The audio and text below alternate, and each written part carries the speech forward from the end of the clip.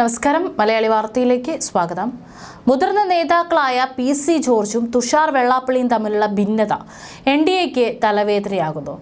കോട്ടയത്ത് നടന്ന NDA തെരഞ്ഞെടുപ്പ് പ്രചാരണ കൺവെൻഷൻ PC ജോർജ് ബഹിഷ്കരിച്ചു. BDJS നേതാവും സ്ഥാനാർത്ഥിയുമായ തുഷാർ വെള്ളാപ്പള്ളിയുമായുള്ള അഭിപ്രായ ഭിന്നതയാണ് ബഹിഷ്കരണത്തിന് പിന്നിലെന്നാണ് വിവരം. വിളിക്കാത്ത കല്യാണത്തിന് ചോറുണ്ണാൻ പോകുന്ന പാരമ്പര്യം തനിക്കില്ലെന്ന് PC ജോർജ് പ്രതികരിച്ചു. ഞാനിപ്പോൾ BJPയുടെ പ്രവർത്തകനാണ്. ഘടകകക്ഷികളുടെ യോഗത്തിന് ക്ഷണിച്ചാലല്ലേ പോകാൻ പറ്റൂ. എന്നെ ആരും വിളിച്ചിട്ടില്ല. വിളിക്കാത്ത കല്യാണത്തിന് ചോറുണ്ണാൻ പോകുന്ന പാരമ്പര്യം എനിക്കില്ലല്ലോ എന്നാണ് PC ജോർജിന്റെ വാക്കുകൾ.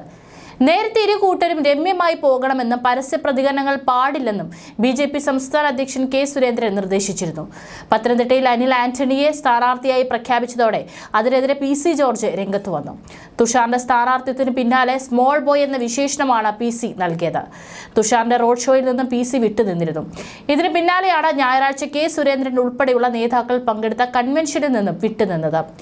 NDA കൺവെൻഷൻ ഉദ്ഘാടനം ചെയ്ത K സുരേന്ദ്രൻ LDFനെയും UDFനെയും രൂക്ഷമായി വിമർശിച്ചു. ജനങ്ങളുമായി ബന്ധമില്ലാത്ത കാര്യങ്ങളാണ് ഇരു മുന്നണികളും ചർച്ച ചെയ്യുന്നതെന്നും നേതാക്കൾ അഴിമതിക്കാരാണെന്നും അദ്ദേഹം കുറ്റപ്പെടുത്തി.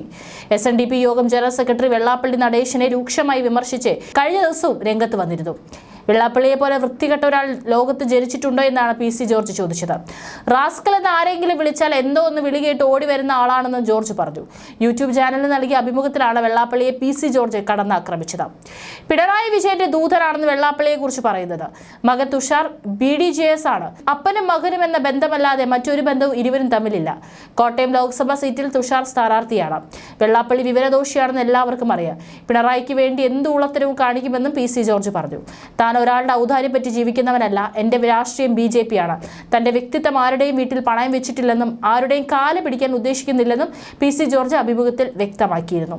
14 വർഷം മുൻപ് വേശ്യകളുടെയും തെമ്പാടികളുടെയും കേന്ദ്രമായിരുന്നു മാഹി എന്ന PC ജോർജിന്റെ പരാമർശം വിവാദത്തിന് വഴിവെച്ചിരുന്നു.